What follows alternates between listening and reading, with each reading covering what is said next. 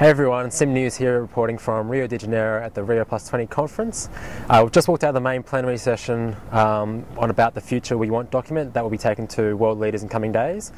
Negotiators couldn't agree on it yesterday, so Brazil consolidated a lot of views and presented a text late this afternoon. It's seen as a strong text and there has been a lukewarm reaction to it because there is a lot more room for ambition. Civil society are really pushing for more ambition throughout this text, and nations are still disagreeing over some key aspects of the text. So that's what I'm going to run through right now.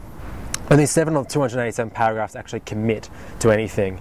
As a whole, the text is weak on words, is weak on action words, and much weaker on action itself. There's lots of talk of support for encouragement and promotion, but there's not much commit, must, or will. What's worse is that these weak words actually appear in parts that require the most strength.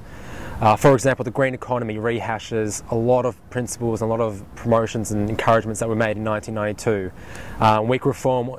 There's weak reform on fossil fuel subsidy, which simply recognises the need.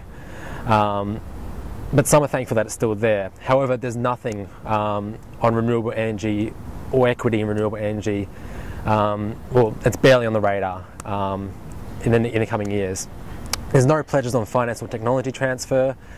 Sustainable Development Goals, the SDGs, get the go-ahead for a post-2015 environment. It's still a bit vague on how these goals will fit in with the Millennium Development Goals.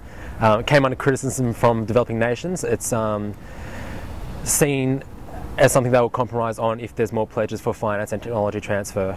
There's no radical reform on the United Nations Environmental Programme, the institutional framework if you like, but theoretically it's given more clout.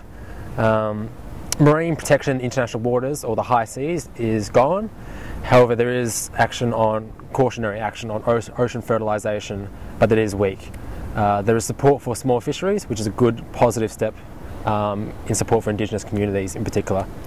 Corporate responsibility and transparency are noted, but there's very weak wording on intergenerational justice and absolutely nothing along the lines of an ombudsman for future generations. Finally, common but differentiated responsibilities is actually quite strong throughout the text. So that's a positive sign, considering there were some concerns that Rio would be the burial ground of this principle that was actually born in Rio 20 years ago.